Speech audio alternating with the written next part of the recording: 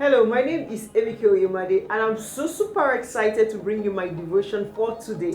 My devotion is taken from the book of Matthew, chapter 5, verse 16, where Jesus was telling us exactly how he will love us to live our lives. Before I read that passage to you, I remember a time when in an organization where I worked, a young lady who had come to intern with us for a period of about 6 months.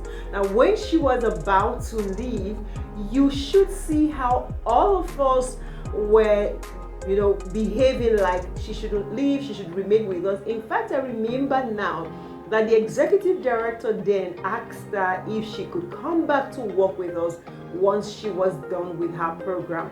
Why was that? This was such a young, lovely girl who was polite. She was nice to everyone. She always had a smile on her face. She took corrections in good faith.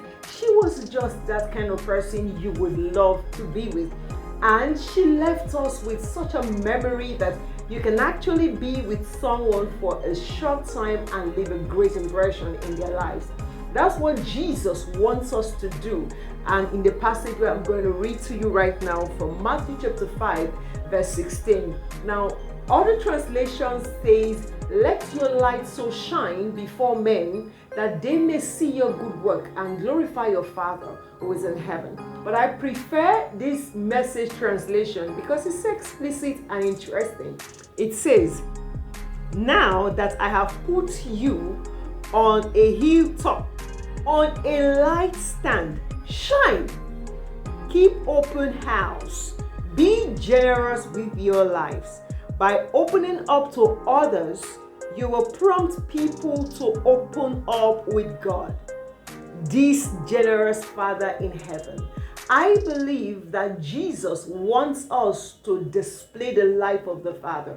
I believe that God is often, constantly looking for believers that will partner with Him to display His glory, to display His beauty, to display His kindness.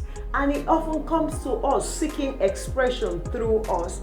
He wants us to be the one that through us people will understand His love, we understand His generosity, we understand His healing. Once you are born again, the same power that raised Jesus from the dead resides in you and makes it possible for you to do the things that Jesus did while He was on earth.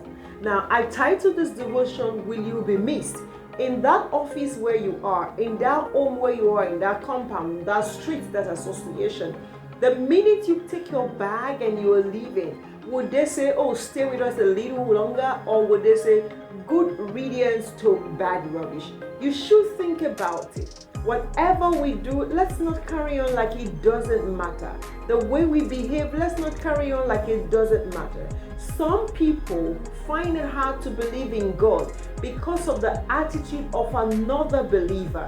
Are you an expression of love, an expression of kindness, an expression of generosity? I believe that a Christian life should be such that when the neighbors see us or when the unbelievers see us, they should be able to say, "I want to serve this God that you are professing." But if we do not display this attitude that Christ talks about in Matthew chapter 5, we cause the unbelievers to stumble. The Bible says that Jesus has put us on a lampstand. What that means is that you are set upon the hill. He puts you up there so He will display who He really is, who He is. Live the God kind of life consciously.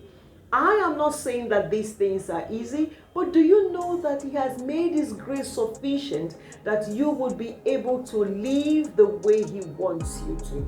And it starts with a desire and then it goes into a conscious effort. Dear friend, you can actually live the life of Christ every day, little effort, and God will bless you. Till I come your way again with more interesting devotion, be an example of Christ.